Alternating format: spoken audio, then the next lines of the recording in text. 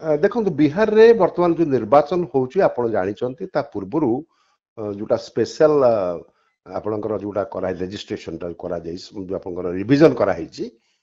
ସେଇ SIR phase 1 ଟାକୁ ସରିଛି। ଯେତେବେଳେ ଫେଜ୍ 1 ରିଭିଜନ କଲା ଇଲେକ୍ସନ କମିଶନ ଅଫ ଇଣ୍ଡିଆଙ୍କ ପକ୍ଷରୁ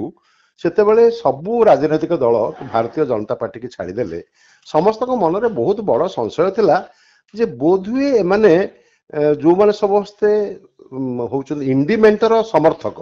ସେମାନଙ୍କୁ ବାଦ ଦେଇଦେବା ପାଇଁକି ଏବଂ ତାଙ୍କ ମନରେ ଆଶଙ୍କା ଅଛି ଯେ ହୁଏତ କିଛି ବାଂଲାଦେଶୀ ଆସିକି ଏଠି ରହୁଛନ୍ତି ଯୋଉମାନେ ତାଙ୍କର ଯୋଉ ଭୋଟ ବ୍ୟାଙ୍କ ବୋଲି ଇଣ୍ଡିମେଣ୍ଟର ଭୋଟ ବ୍ୟାଙ୍କ ତଥାକଥିତ ଭୋଟ ବ୍ୟାଙ୍କ କୁହାଯାଉଥିବା କିଛି ଲୋକମାନେ ଅଛନ୍ତି ସେମାନଙ୍କୁ ଇଲେକ୍ଟ୍ରାଲ ରୋଲ ବାହାର କରିଦେବା ପାଇଁ ଇଏ ଗୋଟେ ଚକ୍ରାନ୍ତ ଏବଂ ଇଲେକ୍ସନ କମିଶନ ଭାରତୀୟ ଜନତା ପାର୍ଟିର ଚାମଚା ହେଇକିରି ଏ କାମ ଗୁଡାକ କରୁଛନ୍ତି ଏଭଳି ଏକ ଧାରଣାରେ ଭୀଷଣ ପ୍ରବଳ ପ୍ରତିରୋଧ ହେଇଥିଲା ଏବଂ ପ୍ରତିରୋଧ ହେଲା ମାନ୍ୟବର ସୁପ୍ରିମକୋର୍ଟଙ୍କ ପାଖରେ କେସ୍ ପଡିଥିଲା ଏବଂ କିନ୍ତୁ ଇଲେକ୍ସନ କମିଶନ ନିଜର ନିଷ୍ପତ୍ତିରେ ଦୃଢ ରହିଲେ ମାନ୍ୟବର କୋର୍ଟ ଯାହା କହିଲେ ସବୁ କମ୍ପ୍ଲାଏ କଲେ ଏବଂ ଶେଷକୁ ତାକୁ ସମାପ୍ତ କରିଦିଆଗଲା ଦେଖାଗଲା ଯେ ଅନେକ ଲୋକ ଯୋଉମାନେ କି ବିଶୁଦ୍ଧିକରଣ ଯୋଉଟା କୁହାଯିବ ଭୋଟର ସୂଚୀଟା ବିଶୁଦ୍ଧିକରଣ ହେଇଛି ତେଣୁ ଏକଥା ସେଇ ଦୃଷ୍ଟିରୁ ବିହାର ନିର୍ବାଚନ ଅତ୍ୟନ୍ତ ଗୁରୁତ୍ୱପୂର୍ଣ୍ଣ ଏଇଥିପାଇଁ ଏକ ବିଶୁଦ୍ଧିକରଣ ହେଇଥିବା ଇଲେକ୍ଟ୍ରାଲ ରୋଲ ବା ଭୋଟର ସୂଚୀକୁ ନେଇକରି ଭୋଟ ଦାତା ଯାଉଛନ୍ତି ପ୍ରଥମ ସେଇ ଦୃଷ୍ଟିରୁ ମୋର ପ୍ରତିକ୍ରିୟା ରହିବ ଯେ ଏଥିରେ ପୁଲିଂ ପରସେଣ୍ଟେଜଟା ଅଧିକ ହବ କାରଣ ଯୋଉମାନଙ୍କର ନାଁ ଥିଲା ସଂଖ୍ୟା ବଢିଥିଲା ଭୋଟର ମାନଙ୍କ ସଂଖ୍ୟା କିନ୍ତୁ ଯେତିକି ଲୋକ ଭୋଟ ଦଉଥିଲେ ସେତିକି ଲୋକ ହିଁ ଭୋଟ ଦଉଥିଲେ କାରଣ ଜଣେ ଲୋକ 2-4 ଥର ଭୋଟ ଦଉନଥିଲେ ତେଣୁ ପରସେଣ୍ଟେଜଟା କମୁଥିଲା ଏଥରକ ପରସେଣ୍ଟେଜ 70% ପାଖାପାଖି ଉପରକୁ ଆସିବ ଇଏ ହେଲା ପ୍ରଥମ କଥା ଦ୍ୱିତୀୟ କଥା ହଉଛି ଭୋଟ ଚୋରି ଏବଂ ବିଭିନ୍ନ ପ୍ରକାର ଯୋଉ ଅପପ୍ରଚାର ଚାଲିଥିଲା ସେ ଅପପ୍ରଚାରରେ ଅନେକ ଲୋକ ସନ୍ତ୍ରସ୍ତ ହେଇକି ଥିଲେ ଏବଂ ସେମାନେ ଭାବି ନେଇଥିଲେ ଲୋକଙ୍କ ଭିତରେ ଗୋଟେ ନ୍ୟାରେଟିଭ ସୃଷ୍ଟି ହେଇଯାଇଥିଲା ଯେ ଭାରତୀୟ ଜନତା ପାର୍ଟି କ୍ଷମତାକୁ ଆସିବା ପାଇଁ ସବୁକିଛି କରିବା ପାଇଁ ମାନେ ସେମାନେ ବହୁତ ପ୍ରସ୍ତୁତ ଏଇ ଯୋଉ ଡର ଥିଲା ଦୁଃଖର କଥା ଯେ ଗଲା କାଲି ଦିଲ୍ଲୀରେ ଯୋଉ ଘଟଣା ଘଟିଗଲା ଯୋଉ ଆପଣଙ୍କ ବମ୍ ବ୍ଲାଷ୍ଟ ହେଲା କାରରେ ଗୋଟେ ବିସ୍ଫୋରଣ କରାଗଲା ସେଥିରେ ସବୁ ଭାରତୀୟ ବୋଧହୁଏ ବୁଝି ଯାଇଥିବେ ଯେ ଭାରତକୁ ଗୋଟେ ଅସ୍ଥିର କରିବା ପାଇଁ ଭାରତର ସରକାରଙ୍କୁ ହଟେଇ ଦେବା ପାଇଁକି ଏବଂ ଭାରତରେ ଯୋଉଭଳି ଭାବରେ ଅର୍ଥନୈତିକ ଉନ୍ନତି ହଉଛି ତାକୁ ସେଥିରୁ ପଥଚ୍ୟୁତ କରିବା ପାଇଁକି ଏକ ବିଦେଶୀ ଚକ୍ରାନ୍ତର ଫଳସ୍ୱରୂପ ଏହି ଘଟଣା ଘଟୁଛି ଏବଂ କିଛି ରାଷ୍ଟ୍ରଦ୍ରୋହୀ ନେତା ଅଛନ୍ତି ଯୋଉମାନେ ସବୁ ବିରୋଧୀ ଦଳରେ ବି ଅଛନ୍ତି ସେମାନେ ଯୋଉ କଥା କହିକିରି ଭାରତକୁ ଅସ୍ଥିର କରିବାକୁ ଚେଷ୍ଟା କରୁଛନ୍ତି ତା ବିରୁଦ୍ଧରେ ଆମକୁ ଜବାବ ଦେବାକୁ ପଡିବ ତେଣୁ 6 ତାରିଖରେ ଯେଭଳି ପ୍ୟାଟର୍ନର ଭୋଟ ପଡିଥିଲା 11 ତାରିଖ ମାନେ ଆଜିର ଭୋଟିଂ ପ୍ୟାଟର୍ନଟା ନିଶ୍ଚିତ ଭାବରେ ସେଟା ପ୍ରୋ ବିଜେପି ହିଁ ହବାକୁ ଯାଉଛି ବୋଲି ମୋର ବିଶ୍ୱାସ ତୃତୀୟ କଥା ବିହାରରେ ଆପଣ ଜାଣିଛନ୍ତି ଗୋଟେ ଜାତିଆଣ ଅନୁସାରେ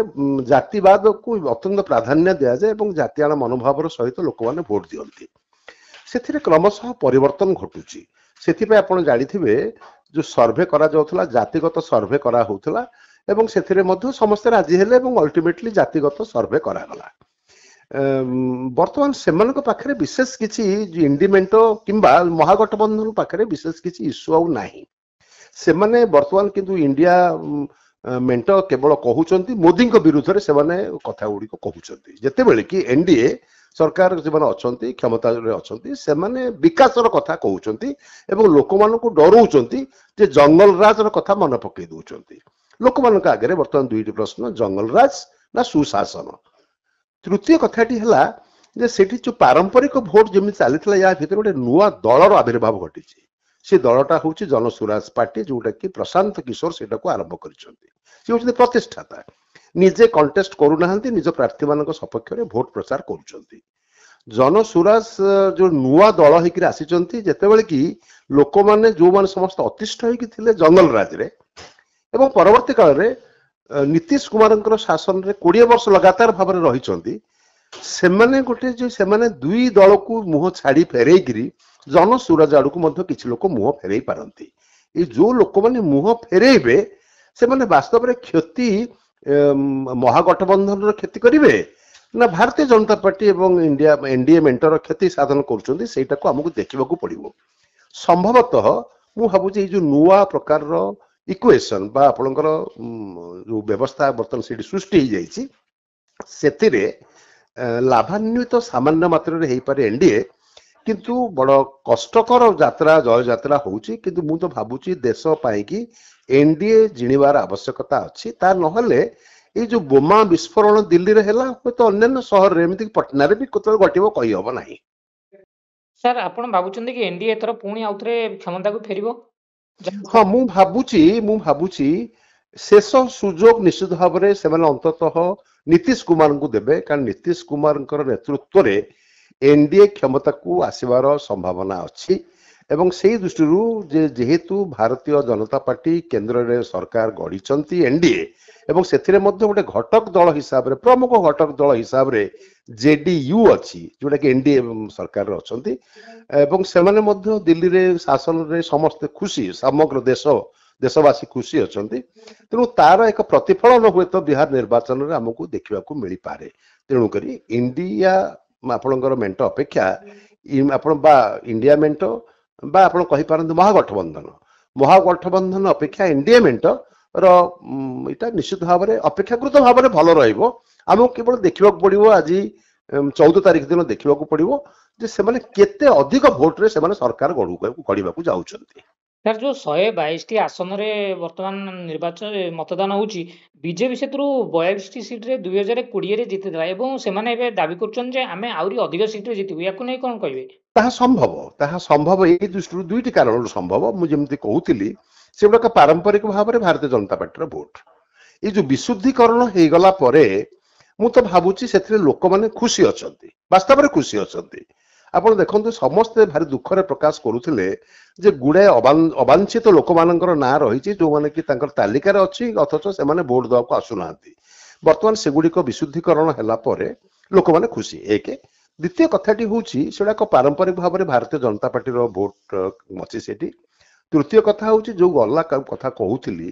जे गला काली दिल्ली रे जो भाव में कार रे विस्फोरण करा गला सेथिरे गोटे वार्ता पळे गला समग्र देश को सतर्क हुआ देश प्रति विपद को माने अन्य माने जो विशेष करी किसी विरोध दल नेता आछन जो माने कि जेन जेड को उत्साहित करूचंती जो माने सशस्त्र विप्लव को माने उत्साहित करूचंती सेमानंकु आमको आगु को बढ़िबा को दबा को पड़िबो नाही देश पई आमको लड़ाई करिया पड़िबो एवं से लड़ाई रो अग्रभाग रे रहइबो निश्चित भाव में एनडीए मेंट बा भारतीय जनता पार्टी तेणु अपेक्षाकृत भाव में भारतीय जनता पार्टी फलाफल गला थर अपेक्षा निश्चित भाव में भल हम। सर किछि रिपोर्ट रे प्रकाश पाइतला निर्वाचन पूर्व जे जो ए 122 टी आसनरु आरजेडी कांग्रेस जेडीयू आरजेडी कांग्रेस मेंट 80 टी अख्तियार करथिले किंतु तांकर एथर कमुची याकु नै कोन कहबे? ताहा हुए तो संभव ही पारे मु तो भाबुचे आज संध्या को हमको अपेक्षा करिया पड़ो जेतेबेले एग्जिट पोल रो रिजल्ट आसीबो मु तो भाबुचे अधिकांश लोक जो मानकर आगुरु भाबुथिले जे महागठबंधन को भोट दवा पाई कि आज से माने मन परिवर्तन कर देथिबे गला काली राति रे आज सकाळू भोट केंद्र रे जाईकरी से माने एनडीए सपक्ष रे हुए तो ताका मन को परिवर्तन करथे पारंती तेबे से दृष्टि मु कहिबी जे एनडीए सपक्ष रे निश्चित भाव में पल्ला भारी रहइबो किंतु केते भारी रहउची सेटा को हमको देखिबा पड़िबो।